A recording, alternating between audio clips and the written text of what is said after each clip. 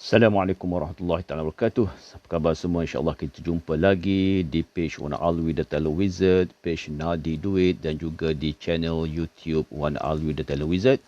InsyaAllah hari ini kita sambung kembali berkaitan dengan strategi pengurusan sumber manusia ataupun strategi pengurusan bakat pekerja-pekerja kita. InsyaAllah kita sambung berdasarkan kepada satu tulisan ataupun satu kajian yang dibuat oleh seorang profesor dalam pengurusan bisnes di Universiti Michigan, iaitu Profesor Dave Ulrich ni.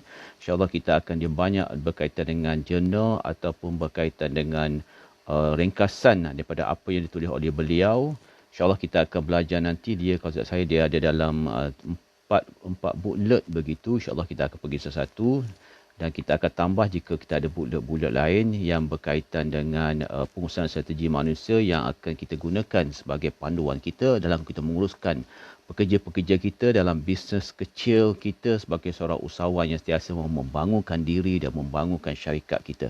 InsyaAllah hari ini kita bicara tentang introductionnya dulu berkaitan dengan pengurusan strategi ini. Kalau mengikut profesor ini menyatakan bahawa dalam pengurusan strategi ini tak dapat tidak syarikat itu kena define dulu apa itu vision syarikatnya, apakah tujuan wujudnya syarikat, apakah tujuan wujudnya bisnes perniagaan yang dia laksanakan.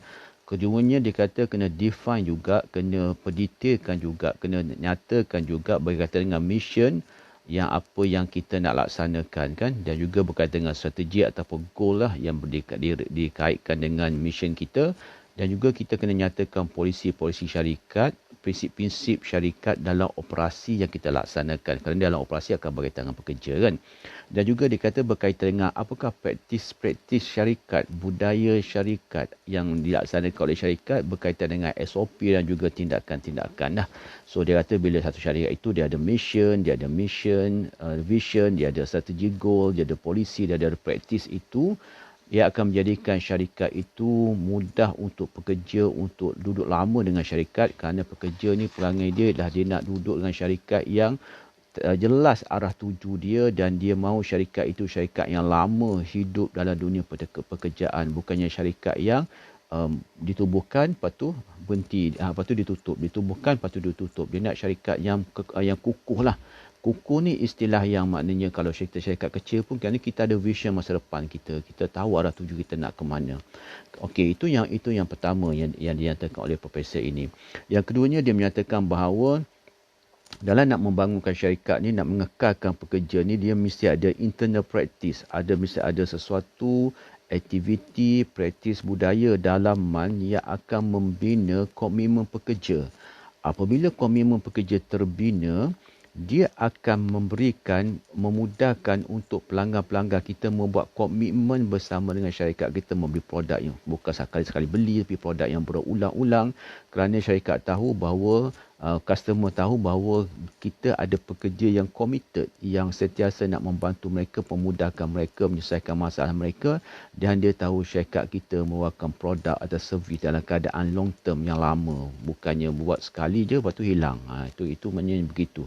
Apabila dia kata customer telah pun membuat komitmen untuk membuat pembelian dan juga yang berulang-ulang, dia akan memberikan satu nilai yang tinggi di mata pelabur-pelabur, kerana syarikat kita ada keuntungan dan ada pendapatan yang konsisten bertahun-tahun begitu. Jadi itu menyebabkan bahawa dia kata membina employee komitmen ini, komitmen pekerja ini merupakan satu perkara yang sangat-sangat penting, kerana dia berkaitan rapat dengan pelanggan, berkaitan rapat dengan profit, dan juga berkaitan rapat dengan value syarikat itu di mata investor ataupun pelabur-pelabur lah.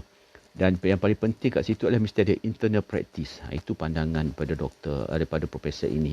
So dia juga menyatakan bahawa dalam dunia HR ini, kalaulah syarikat itu mahu membina profitability, syarikat yang membina keuntungan, dia mestilah datangnya daripada pelanggan yang membina komitmen. So apabila pelanggan itu memberi komitmen, pelanggan itu tentulah melihat kepada pekerja-pekerja yang komitmen. Maknanya penting pentingnya kita ada pekerja yang komitmen ini, kerana dia akan mempermudahkan pelanggan, memberikan pelanggan satisfaction, kepuasan pada pelanggan, yang akhirnya pelanggan sentiasa mahu produk dan servis kita, dan akhirnya syarikat kita berada dalam profitability yang sentiasa memberi keuntungan pada syarikat.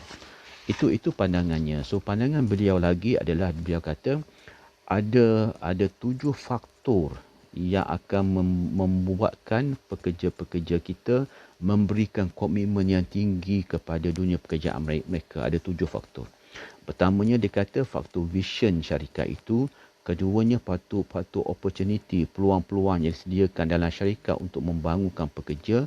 Yang ketiganya faktor insentif, reward yang disediakan pada pekerja.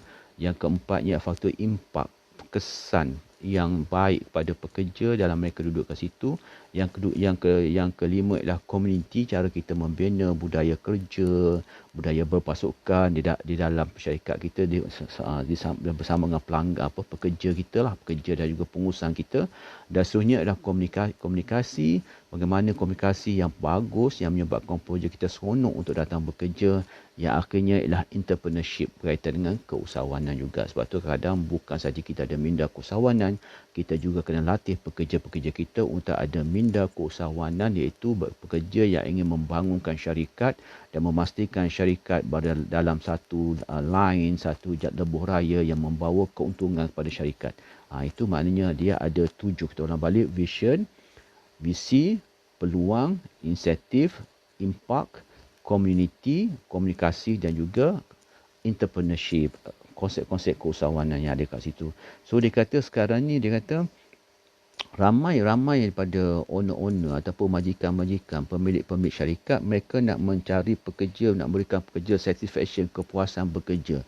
Sebenarnya iaitu berbeza di antara kepuasan bekerja dengan pekerja yang membina komitmen pekerja, kepuasan pekerja versus komitmen pekerja. Ramai daripada kita fokus untuk memberi pada kepuasan pekerja kita puas hati bekerja kita. Sebenarnya tidak. Kita sepatutnya fokus pada menjadikan pekerja kita begitu committed dalam dunia pekerjaan mereka. Kenapa? Dia kata kita tidak boleh mengukur kepuasan pekerja, tapi kita boleh mengukur komitmen pekerja.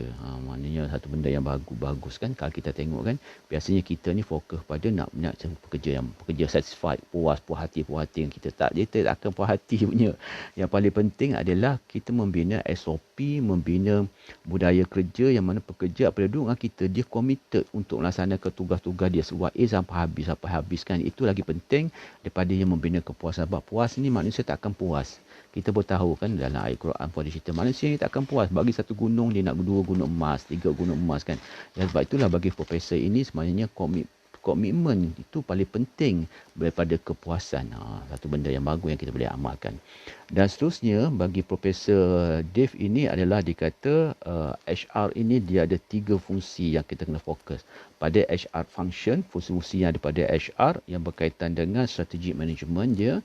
Yang keduanya HR system, bagaimana kita nak membina high performance working system. Itu high, maknanya sistem bekerja berprestasi tinggi. Yang di dalamnya itu dia ada berkaitan dengan polisi, praktis dan juga aktiviti yang ada dalam HR.